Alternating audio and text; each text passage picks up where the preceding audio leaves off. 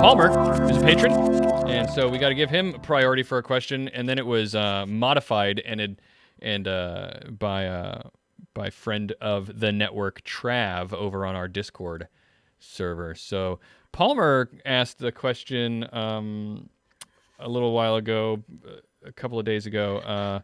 Said, "What makes an actual play?" Or he thought we should talk about this. What makes an actual play and not, like, say, an audio drama, and vice versa? Trav sort of modified a little bit and said, at what point would you say that an actual play crosses over into audio fiction?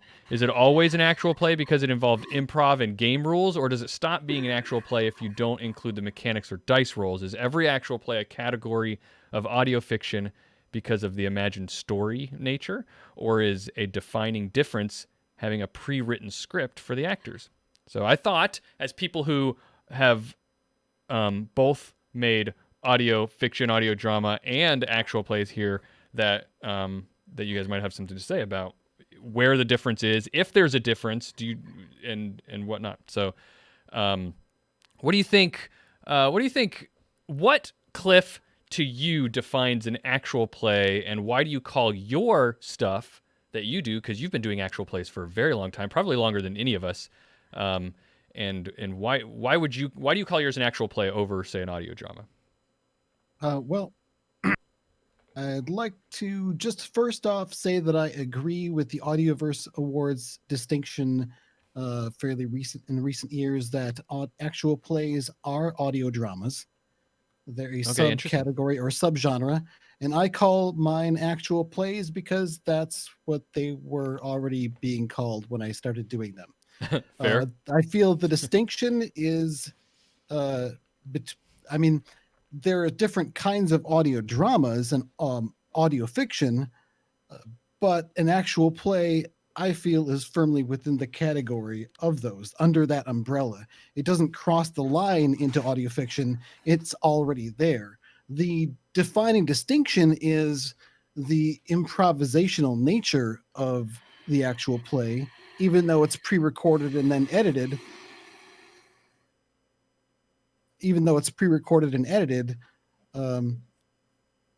It's still improvised, and you're mostly using the improvisations that come up from there. And a lot of times, the people who are producing it don't know the direction that the story is going to end up going. And right.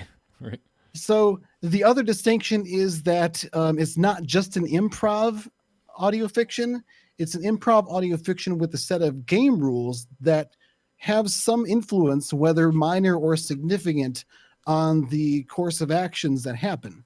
There's not many improv acting dramas where, so-and-so, this character is now suddenly in a worse position because the number came up on the die that happens to correspond with that result. I feel that opening up a certain amount of randomness, inviting that into the improvisational experience, that doesn't take anything away from the artistic nature of the audio fiction.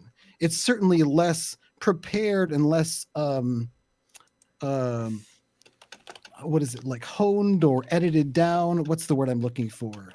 Well, those will work. It's a little more raw, yeah, for sure. Yeah, it's more raw, less polished. That's the word I'm looking for. The dialogue perhaps might actually be more natural in an actual play than it might be in a scripted audio drama, because that is dialogue that is occurring in that context. So it's all a swirling ball of art, ultimately. I really like and I guess it's ultimately not yours, but the Audioverse Awards made this sort of distinction, you said. I like the idea of calling actual play a subgenre of audio drama because it's doing everything that you said. Like, you have audio dramas that are fully scripted, like things like our good friend Damien Zidlow, who does. I like how you just stumble across and finally get out that. And it's hard to get that part out. Our good friend Damien. I had to choke. I choked a little bit. I had to swallow that back. But his the stuff that he does, like Cybernautica, is clearly audio drama. It's fully scripted and voice acted. But then you have other things that are like, there are several examples that I know that we've dealt with in the Shadowrun world and in other places as well, where they play a game together that might be highly controlled, or if you're playing at a home game, you might call it railroaded, but they're doing it for performative reasons.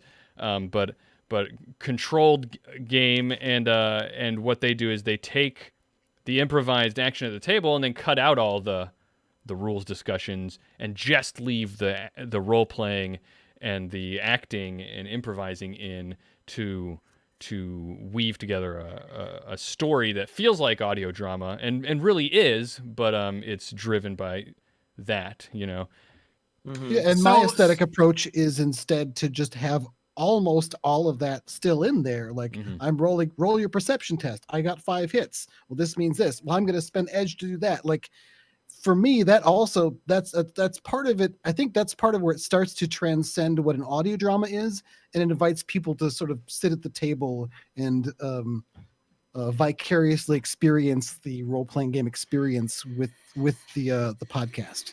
Mm-hmm. I'm struggling.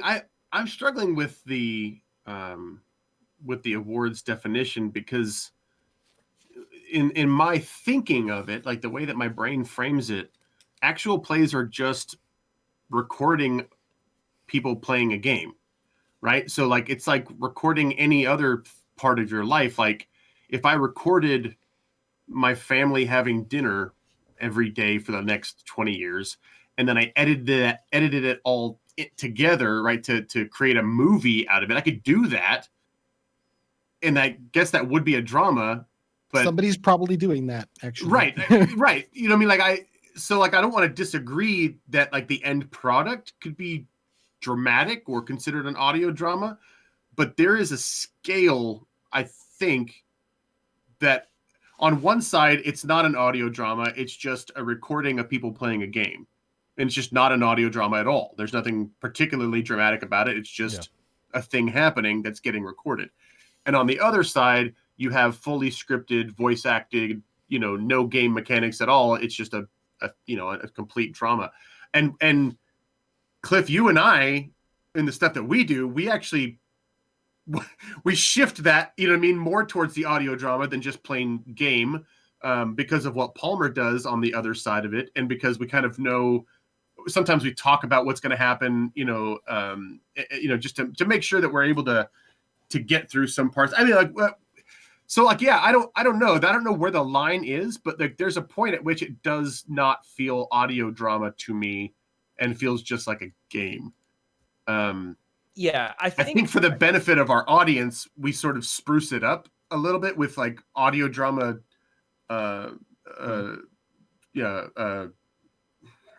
shine, glitter, whatever you want to say, but sound effects and music and all that. Yeah.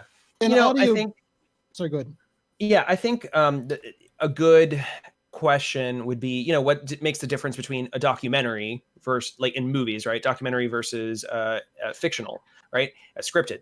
And that's basically the case. Documentary and actual play is you are recording something happening in real life, and even no matter how you edit it together, you can add music and sound effects and all that. It is still a live raw recording that is being sliced together and presented. And it's like, here is an actual play. And whether you're slicing it or not, right? You might provide the full length, or you might cut it up and dress it up.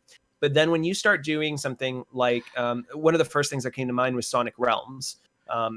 What they do is they will take the events of their actual play and then re-record them dramatically and put them together as an audio. At that point, that's an audio. It's scripted, drama. Right? It's scripted though, right? Yes. And the script is more or less like their game. Right. That's their writing process, essentially, right? No, Exactly.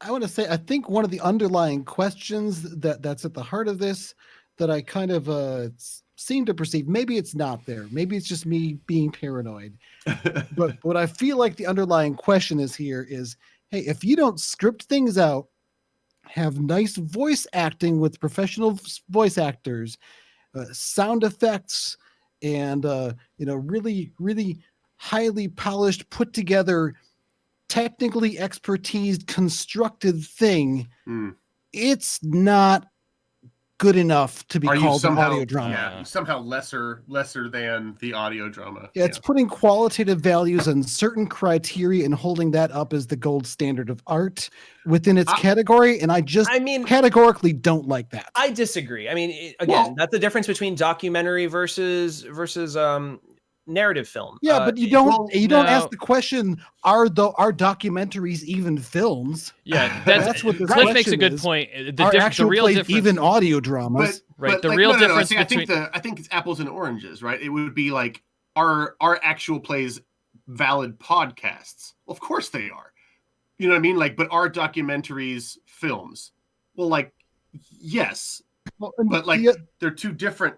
Maybe part of the problem is that there's not an actual play category that stands on its own. And so it feels like the actual plays have to compete with audio dramas for the same sort of. I don't know that documentary is the best comparison, or maybe it is, and maybe I'll explain because I just thought of it. But like the real difference between a documentary and say like you said, a narrative story that you just write and do is intent, right? A documentary is intending to show or educate or something, and it's is Spinal Tap a documentary? It's a faux mockumentary. That's the word. Yeah. But again, that's about intent, right? So I think, so maybe that goes back to the intent. The real distinction maybe is intent. Actual play, maybe the intent is in the name. You're trying to show actual play of this game, and if you're not doing that, maybe you're not an actual play. Well, like, would it be like a news show then, right? Like where it's not fiction, right? It's conveying information. No, there's definitely story and drama though, right? Yeah, there is a difference. Yeah.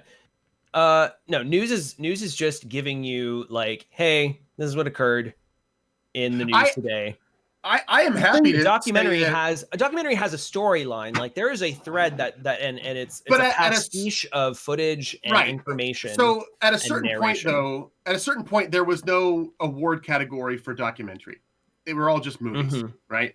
And I think that at a certain point we all kind of said, you know what, this as a category deserves its own set of awards, right? I think that's.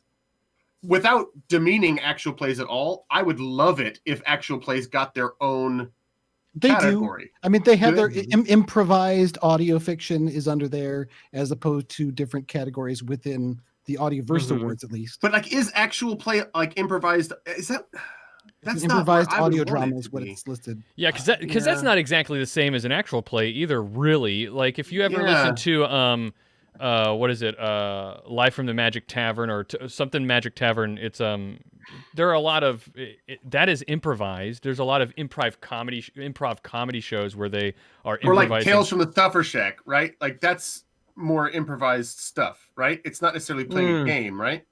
No, we were playing a game for sure. Were you playing a game? Okay, I didn't. We were playing Shadowrun Anarchy for sure during that. But the Magic Tavern show that I'm talking about is a comedy improvised show where they just get comedians on to talk, and they're not playing a game. They're just they're basically doing stage improv with continuity on a podcast. That is what it sounds like is improvised audio drama. But actual plays to me are clearly different.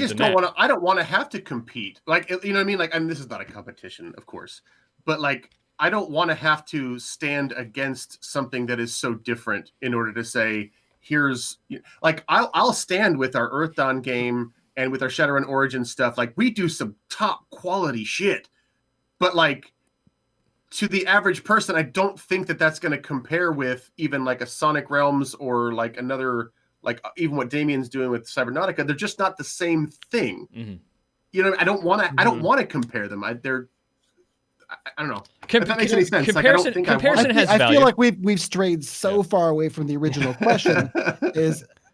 I think for me, I'm just sort of cutting down to like, is our actual plays audio drama? Are they audio fiction? Yes, absolutely. They're a different kind. There's lots of we can categorize the different key attributes that make one different from another, but they're still all under the same general category of audio fiction. There's stories being told through audio.